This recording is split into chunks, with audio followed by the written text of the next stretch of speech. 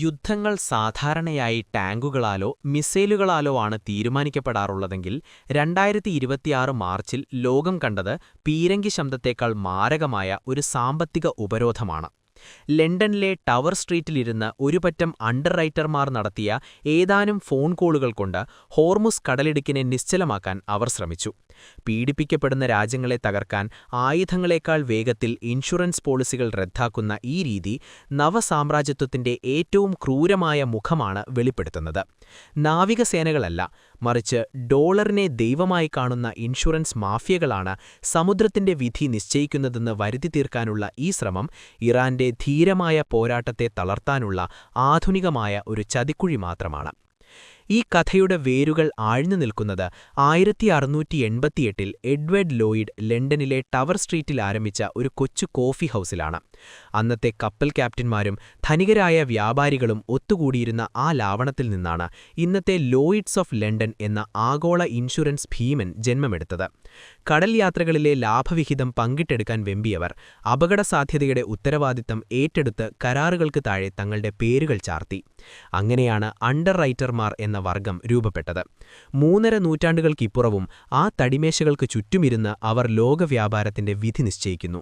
എന്നാൽ ഇന്ന് ആ ചായക്കോപ്പകളിൽ തിളയ്ക്കുന്നത് കേവലം ലാഭക്കൊതിയല്ല, മറിച്ച് ഇറാനെപ്പോലെ തങ്ങൾക്ക് മുന്നിൽ തലകുനിക്കാത്ത രാഷ്ട്രങ്ങളെ സാമ്പത്തികമായി ഇല്ലാതാക്കാനുള്ള ആധുനിക അധിനിവേശത്തിന്റെ ഗൂഢാലോചനകൾ കൂടിയാണ്. പതിറ്റാണ്ടുകളായി പടിഞ്ഞാറൻ ശക്തികൾ ഇറാൻമേൽ അടിച്ചേൽപ്പിച്ച ഉപരോധങ്ങൾ പരാജയപ്പെട്ടപ്പോൾ അവർ കണ്ടെത്തിയ ഏറ്റവും പുതിയ ആയുധമാണ് ഈ ഇൻഷുറൻസ് യുദ്ധം. സ്വന്തം മണ്ണിലെ വിഭവങ്ങൾക്കുമേൽ പരമാധികാരം പ്രഖ്യാപിച്ച ഇറാന്റെ ചങ്കൂറ്റത്തിനു മുന്നിൽ നാവികശക്തികൾ പതറിയപ്പോൾ ലണ്ടനിലെ സുഖസൗകര്യങ്ങളിലിരുന്ന ഏതാനും അണ്ടർറൈറ്റർമാർ ഹോർമൂസിനെ നിശ്ചലമാക്കാൻ ശ്രമിച്ചു.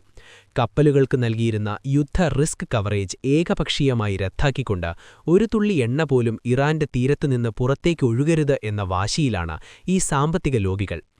ആധുനിക കാലത്തെ ഈ കടൽക്കൊള്ള യഥാർത്ഥത്തിൽ ഇറാന്റെ പോരാട്ടവീര്യത്തിന് നേരെയുള്ള കടന്നുകയറ്റമാണ്.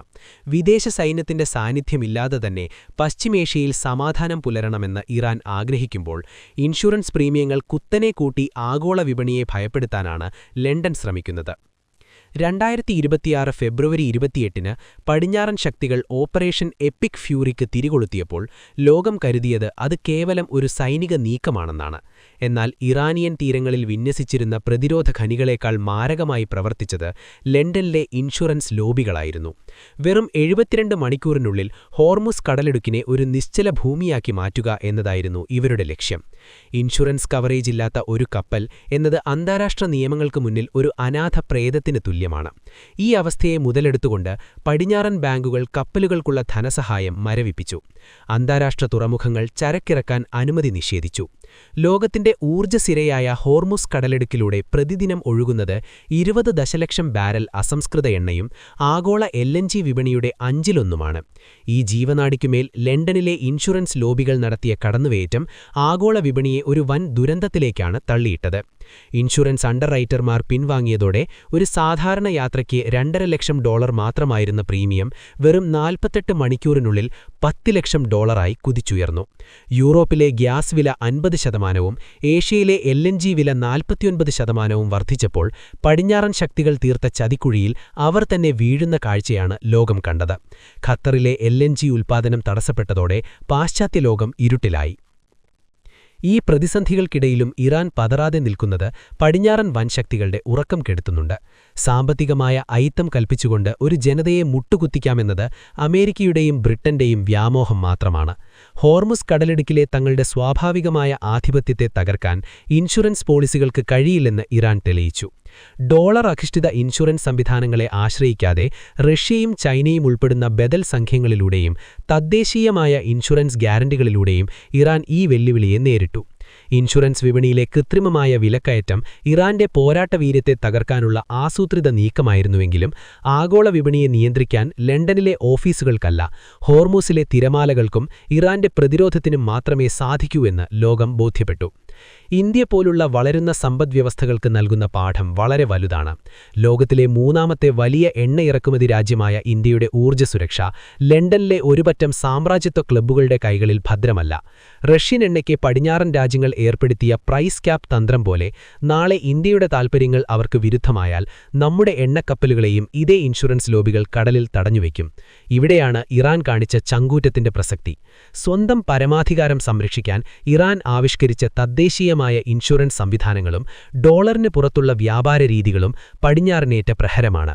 ലണ്ടനിലെ ഓഫീസുകളിൽ നിന്ന് ലഭിക്കുന്ന അനുമതിപത്രമല്ല ഒരു രാഷ്ട്രത്തിന്റെ ആത്മാഭിമാനം സുരക്ഷയുറപ്പാക്കുന്നത് എന്ന് ഇറാൻ കാട്ടിക്കൊടുത്തു. ഡൊണാൾഡ് ട്രംപ് ഭരണകൂടം സമുദ്ര ഇൻഷുറൻസിനെ ഒരു സാമ്പത്തിക ആയുധമായി മാറ്റുമ്പോൾ പടിഞ്ഞാറൻ സാമ്രാജ്യത്വം അതിന്റെ ഏറ്റവും നഗ്നമായ രൂപമാണ് വെളിപ്പെടുത്തുന്നത്. തങ്ങൾക്ക് വിധേയരാകാത്ത രാഷ്ട്രങ്ങളെ സമുദ്രത്തിൽ അദൃശ്യമായി തടവിലാക്കാമെന്നാണ് ട്രംപ് കരുതുന്നത്. ഭാവിയിൽ സമുദ്രപാതകൾ നിയന്ത്രിക്കുക പീരങ്കികളല്ല എന്ന് വരുത്തി തീർക്കാനുള്ള ഈ ശ്രമം യഥാർത്ഥത്തിൽ ഇറാന്റെ ചങ്കൂറ്റത്തിനു മുന്നിൽ പടിഞ്ഞാറിന് നേരിട്ടുള്ള യുദ്ധത്തിൽ വിജയിക്കാൻ കഴിയില്ലെന്ന് കുറ്റസമ്മതമാണ്. 1609 ഹ്യൂഗോ ഗ്രോട്ടിയസ് മാരെ ലിബറം എന്ന പ്രബന്ധത്തിലൂടെ സമുദ്രങ്ങൾ എല്ലാവർക്കും അവകാശപ്പെട്ടതാണെന്ന് പ്രഖ്യാപിച്ചെങ്കിലും 400 വർഷങ്ങൾക്കിപ്പുറം ആ സ്വാതന്ത്ര്യം ലണ്ടനിലെ ചില ശീതീകരിച്ച മുറികൾക്കുള്ളിൽ തടവിലാക്കപ്പെട്ടിരിക്കുന്നു. 2026 ഹോർമുസ് പ്രതിസന്ധി ലോകത്തിന് നൽകുന്ന പാഠം വ്യക്തമാണ്. ഒരു രാഷ്ട്രത്തെ ശ്വാസം മുട്ടിക്കാൻ ഇനി ഉപരോധങ്ങളോ വിമാനവാഹിക കപ്പലുകളോ ആവശ്യമില്ല. മറിച്ച് ഇൻഷുറൻസ് റദ്ദാക്കിക്കൊണ്ടുള്ള ഒരു അറിയിപ്പ് മാത്രം മതി. എന്നാൽ പടിഞ്ഞാറൻ ശക്തികൾ തീർത്ത ഇൻഷുറൻസ് ചതിക്കുഴികളെ തകർത്തെറിഞ്ഞ് സ്വന്തം മണ്ണിലെയും കടലിലെയും വിഭവങ്ങൾക്കുമേൽ പരമാധികാരം ഉറപ്പിക്കാൻ ഇറാൻ കാണിക്കുന്ന ചങ്കൂറ്റം ചരിത്രാത്മകമായ ചുവടുവയ്പ്പാണ്. ആയുധങ്ങൾക്കപ്പുറം സാമ്പത്തികമായ സ്വയം പര്യാപ്തതയിലൂടെ മാത്രമേ നവസാമ്രാജ്യത്വത്തിന്റെ ഈ ചങ്ങലകൾ പൊട്ടിക്കാൻ കഴിയൂ എന്ന് ഇറാൻ ലോകത്തിന് തെളിയിച്ചു കൊടുത്തിരിക്കുന്നു.